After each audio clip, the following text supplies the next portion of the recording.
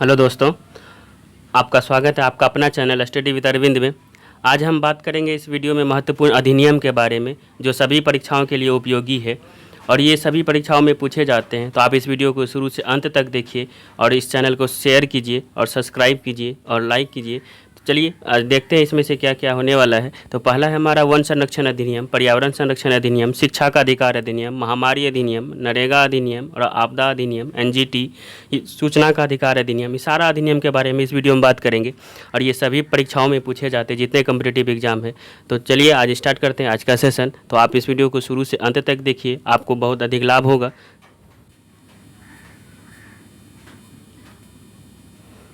पहला है हमारा वन्य जीव संरक्षण अधिनियम।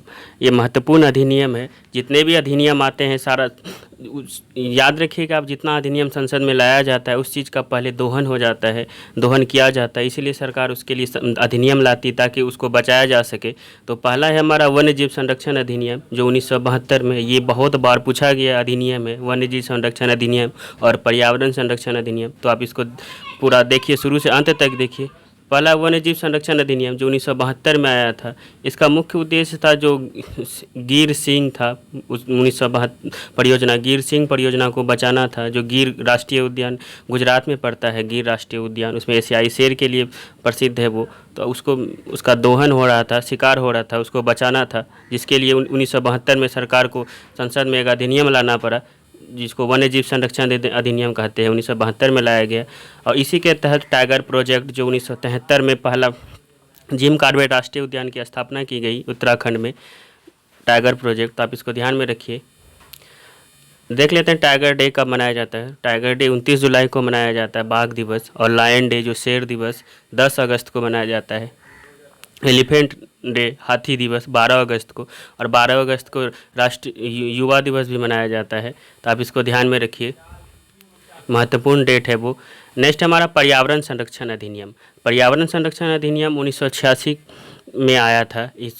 ये पर्यावरण अधिक दोहन हो रहा था और अधिक आदमी पेड़ कटाई करने लगे थे। इसी के कारण से पर्यावरण संरक्षण अधिनियम लाया गया संसद में 1986 में। तो ये पूछा जाता है पर्यावरण संरक्षण अधिनियम कब आया, तो 1986 आप याद रखिए।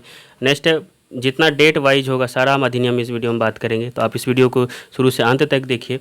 नेक्स्ट है उपभोक्ता संरक्षण अधिनियम। उपभोक्ता संरक्षण अधिनियम 1986 में लाया गया था और यही उपभोक्ता संरक्षण अधिनियम 2019 में भी लाया गया। इसमें कुछ संशोधन करके कुछ जोड़ा गया है जिसके चलते फिर से संसद में इसको अधिनियमित किया गया 2019 में, और ये लागू हुआ 20 जुलाई 2020 को। तो ये पूछा जाता है कि इस फिर से लाया गया है उपभोक्ता संरक्षण अधिनियम 2019, तो ये लागू हुआ 20 जुलाई 2020। तो आप याद रखिए, दोनों डेट याद रखिए, 1986 और 2019।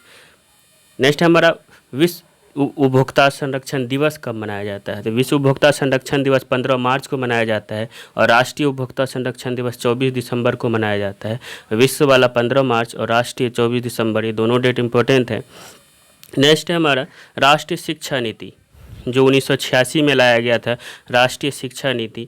और अभी जो लाया गया नई राष्ट्रीय शिक्षा नीति है ये। तो राष्ट्रीय शिक्षा नीति दौलत सिंह कोठारी आयोग की अध्यक्षता में लाया गया था, जिसको हम कोठारी आयोग भी बोलते हैं। ये 1986 में लाया गया था राष्ट्रीय शिक्षा नीति।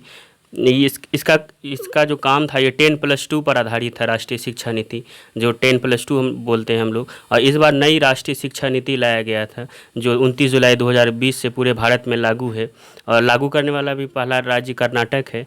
तो आप देख लीजिए नई राष्ट्रीय शिक्षा नीति जो लाया गया है ये 5+3+3+4 पे लाया गया है। यहाँ 3+4 होगा, छूट गया है वहाँ पे, 5+3+3+4 है जो 29 जुलाई 2020 से पूरे भारत में लाया गया। इसकी अध्यक्षता कस्तूरी रंगन की अध्यक्षता में लाया गया नई राष्ट्रीय शिक्षा नीति। और ये कस्तूरी रंगन जो है ये इसरो के पूर्व अध्यक्ष भी रह चुके हैं। तो ये पूछा जाता है कस्तूरी रंगन पहले किसके अध्यक्ष थे, तो ये इसरो के पूर्व अध्यक्ष भी रह चुके हैं। तो आप याद रखिए राष्ट्रीय शिक्षा नीति 1986 दौलत सिंह कोठारी आयोग, और नई राष्ट्रीय शिक्षा नीति जो कस्तूरी रंगन, ये 29 जुलाई 2020 से पूरे भारत में लागू है और ये इस पर आधारित है 5+3+3+4।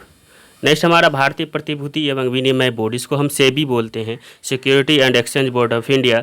ये ये अधिनियम के द्वारा लाया गया था, भारतीय प्रतिभूति विनिमय बोर्ड अधिनियम यानी सेबी अधिनियम, जो 1992 में लाया गया था। इसकी स्थापना 12 अप्रैल 1988 में ही कर दी गई थी सेबी की। तो आप याद रखिए, सेबी का जो स्थापना है ये 12 अप्रैल 1988 में ही कर दी गई थी, लेकिन इसको अधिनियम लाया गया था 1992 में।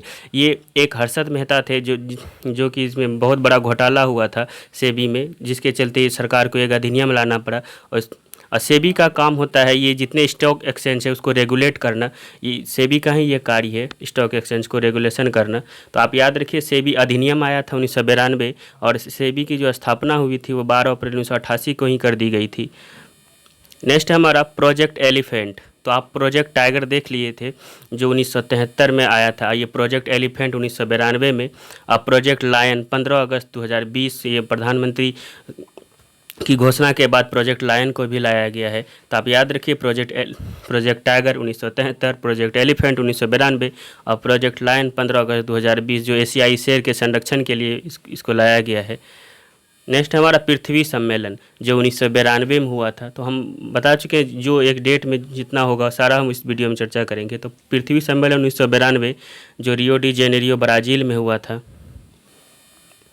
नेक्स्ट है हमारा अधिनियम सूचना का अधिकार अधिनियम जो RTI बोलते हैं, राइट टू इन्फॉर्मेशन। सूचना का अधिकार अधिनियम जो 2005 में लाया गया था, ये बहुत महत्वपूर्ण अधिनियम है सूचना का अधिकार अधिनियम। इसमें आप सरकार के किसी भी विभाग से आप सूचना प्राप्त कर सकते हैं। ये जो राइट टू इन्फॉर्मेशन है ये पब्लिक के लिए है। मेन है इसमें से 15 जून 2005 को इसे अधिनियमित किया गया था, राइट टू इन्फॉर्मेशन को, सूचना का अधिकार को। और ये पूर्णतः पूरे भारत में 12 अक्टूबर 2005 को संपूर्ण धाराओं के साथ लागू कर दिया गया था। तो इसमें पूछा जाता है कब इसको अधिनियमित किया गया था, तो 15 जून 2005 को, और ये लागू हुआ था 12 अक्टूबर 2005। ये वाला डेट बहुत इंपॉर्टेंट है, 12 अक्टूबर 2005।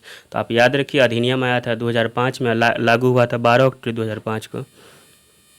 नेक्स्ट हमारा घरेलू हिंसा से महिला संरक्षण अधिनियम 2005। तो 2005 में जितने भी अधिनियम आए सारे हम बात करेंगे।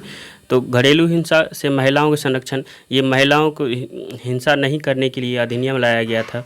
घरेलू हिंसा ज़्यादा बढ़ गया था महिलाओं के प्रति, तो इसीलिए संसद में अधिनियम लाया गया घरेलू हिंसा से महिला संरक्षण अधिनियम 2005। तो आप इसको याद रखिए। नेक्स्ट हमारा आपदा प्रबंधन अधिनियम डिजास्टर मैनेजमेंट एक्ट 2005। ये आपदा प्रबंधन एक्ट 2005 लाया गया था।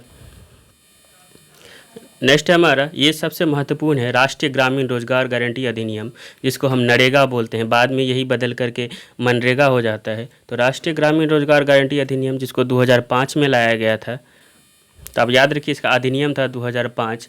नेशनल, जिसका फुल फॉर्म होता है नरेगा का, national Rural Employment Guarantee act, यानी नरेगा की शुरुआत 2 फरवरी 2006 को किया गया था। अधिनियम लाया गया था नरेगा का 2005 में, लेकिन इसकी स्थापना 2 फरवरी 2006 को अनंतपुर गांव बंदावली जिला आंध्र प्रदेश से शुरू हुआ था। सबसे पहले अनंतपुर गांव बंदावली जिला के आंध्र प्रदेश से शुरू हुआ था। अब याद रखिए, नरेगा की स्थापना 2 फरवरी 2006 शुरुआत हुआ था अनंतपुर गांव बंदावली जिला आंध्र प्रदेश। अधिनियम आया था 2005 में, और इसी को नाम बदल करके Mahatma Gandhi National Rural Employment Guarantee Act मनरेगा कर दिया गया 2 अक्टूबर 2009 को। तो पहले ये नरेगा था 2 फरवरी 2006 तक, उसके बाद नाम बदल कर 2 अक्टूबर 2009 को इसको मनरेगा कर दिया गया। तो आप इसका याद रखिए। मनरेगा के नीति निर्माता कौन थे? तो ये जियाद रेंज थे जो इसको बनाया था नरेगा, जो बेल्जियम के अर्थशास्त्री थे ये जियाद रेंज। तो आप इसका नाम याद रखिए कौन बनाया था।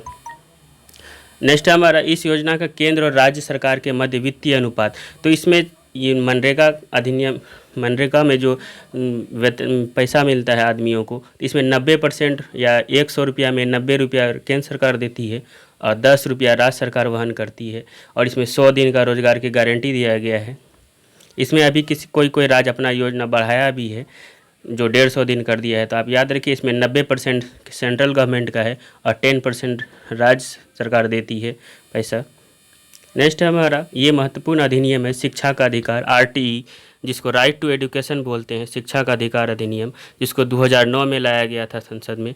शिक्षा का अधिकार राइट टू एजुकेशन को भारत में कब से लागू हुआ? तो ये 1 अप्रैल 2010 से लागू हुआ था शिक्षा का अधिकार अधिनियम।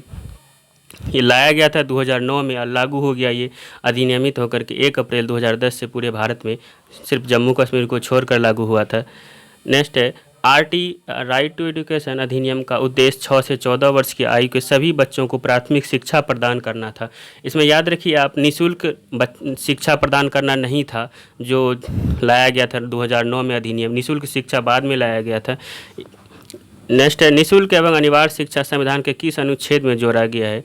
तो 21 का ए, जो मौलिक अधिकार है हमारा 21 का ए, उसी में जोड़ा गया 86वां संविधान संशोधन 2002। इसमें आप याद रखिए, ये निःशुल्क शिक्षा एवं अनिवार्य शिक्षा संविधान के किस अनुच्छेद में जोड़ा गया? इसमें निःशुल्क शिक्षा की बात की गई है, तो 86वां संविधान संशोधन 2002 के द्वारा इसको जोड़ा गया था 21 ए में, जो हमारा मौलिक अधिकार बना दिया गया।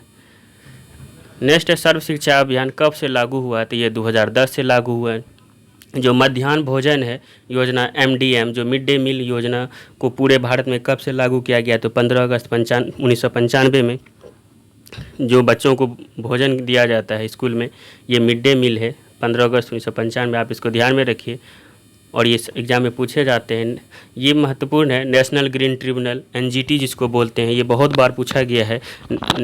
NGT नेशनल ग्रीन ट्रिब्यूनल अधिनियम 2010, ये अधिनियम भी 2010 था और लागू भी 2010 में ही हो गया था, जिसको हम हिंदी में राष्ट्रीय हरित अधिकरण की स्थापना बोलते हैं। NGT की स्थापना हुआ था 18 अक्टूबर 2010 को और ये अधिनियम लाया गया था 2010 में ही। NGT का काम होता है पर्यावरण का अगर कोई दोहन कर रहा है तो उस पर रोक लगाना, जो अभी हाल ही में श्री रविशंकर प्रसाद चर्चा में रहे थे, जो यमुना नदी के किनारे गंदगी फैलाया था। तो आप याद रखिए, कोई अगर पर्यावरण का दोहन करता है तो ये NGT का ही काम है उसे जुर्माना वसूलना। आप इसको सरल भाषा में पर्यावरण अदालत कहा जा सकता है, जिसे हाई कोर्ट के समान शक्तियाँ प्राप्त है NGT को। नेशनल ग्रीन ट्रिब्यूनल, जिसको हिंदी में राष्ट्रीय हरित अधिकरण बोलते हैं, इसकी स्थापना 18 अक्टूबर 2010 को। अभी इसका वर्तमान में अध्यक्ष AK गोयल, जो आदर्श कुमार गोयल हैं। नेक्स्ट है हमारा राष्ट्रीय खाद्य सुरक्षा अधिनियम, जो 2013 में लाया गया था प्रधानमंत्री मनमोहन सिंह के काल में, जो अभी आम पब्लिक को 2 रुपया किलो गेहूँ और 2 रुपया किलो चावल मिलता है। यही है राष्ट्रीय खाद्य सुरक्षा अधिनियम, जो 2013 में लाया गया था। नेक्स्ट हमारा महामारी रोग अधिनियम 1897, जो अभी हाल ही में कोविड-19 के दौरान बहुत चर्चा में रहा था। महामारी रोग अधिनियम 1897, इसके तहत जो भी व्यक्ति इसका उल्लंघन करता था या मास्क नहीं पहनता था या खुले में घूमता था सरकार के रोकने के बावजूद, तो इसी अधिनियम के तहत जुर्माना या उसको जेल भेजा जाता था। तो आप याद रखिए, महामारी रोग अधिनियम 1897 में आया था। नेक्स्ट हमारा जैव विविधता अधिनियम 2002, ये पर्यावरण से संबंधित है, जैव विविधता अधिनियम 2002। नेक्स्ट है, ये अति महत्वपूर्ण है, पेटेंट अधिनियम, जो 1970 में लाया गया था। ये पेटेंट होता है कि अगर कोई एक आदमी अपना कंपनी खोलता है तो उसको एक रजिस्टर्ड कराना पड़ता है सरकार के पास पेटेंट, और वो 20 साल का होता है, जिसका कोई कॉपीराइट नहीं कर सकता। यही पेटेंट होता है। अगर उसका कोई कॉपी करता है तो उस पर जुर्माना या कैद की सज़ा इसी अधिनियम के तहत दिया जाता है। तो पेटेंट, कोई भी कंपनी को पेटेंट मिलता है 20 साल के लिए। और GI है, जो GI टैग हम लोग पढ़ते हैं, GI जियोग्राफिकल इंडिकेशंस, ये 10 साल के लिए कोई भी चीज़ को GI दिया जाता है और पेटेंट 20 साल के लिए होता है। तो आप इसको ध्यान में रखिए। नेक्स्ट हमारा बैंकिंग रेगुलेशन एक्ट, जितना भी बैंकिंग कार्य होता है उसके लिए एक अधिनियम लाया गया था, बैंकिंग रेगुलेशन एक्ट, जो 1949 में लाया गया था। ये अति महत्वपूर्ण है, ये पूछा गया क्वेश्चन है, बैंकिंग रेगुलेशन एक्ट कब आया? तो 1949 में। आप ध्यान में रखिए इसको। नेक्स्ट हमारा भारतीय दंड संहिता अधिनियम 1860, जिसको हम IPC बोलते हैं, इंडियन पैनल कोड। यही भारतीय दंड संहिता अधिनियम के तहत किसी भी व्यक्ति को अपराध घोषित किया जाता है, किसी व्यक्ति को अपराधी या जुर्माना या जेल या कैद की सज़ा दी जाती है, यही भारतीय दंड संहिता अधिनियम के द्वारा, जिसको हम इंडियन पैनल कोड कहते हैं। ये लाया गया था अधिनियम 1860 में। आप इसको ध्यान में रखिए। किसी आर्टिकल के तहत किसी को सज़ा नहीं दी जाती, यही IPC की धारा के तहत किसी को सज़ा दी जाती है। तो आप ध्यान में रखिए, जो आर्टिकल होता है उसका संविधान में उल्लेख किया गया है, जो अधिनियम होता है वो संसद में उसको पारित किया जाता है। जो भारतीय दंड संहिता अधिनियम है, ये एक सेक्शन है, इसी के तहत किसी को जुर्माना सज़ा की या किसी को कैद की सज़ा दी जाती है इंडियन पैनल कोड के तहत 1860 में। यही इसमें अंतर है तीनों में। नेक्स्ट हमारा भारतीय दंड संहिता का एक व्यापक कानून है, जो भारत में आपराधिक कानून के वास्तविक पहलुओं को शामिल करता है। ये ये अपराधों को बताता है और उनमें उनमें से प्रत्येक के लिए सज़ा और जुर्माना बताता है। तो आप याद रखिए, भारतीय दंड संहिता के तहत ही किसी को अपराधी घोषित किया जाता है या जुर्माना या जेल की सज़ा होती है। तो आप इस वीडियो को शुरू से अंत तक देखिए और लास्ट में देखने के बाद आप कमेंट ज़रूर कीजिए और इस चैनल को शेयर कीजिए। आपको कैसा लगा कमेंट में लिखिए। Thank you.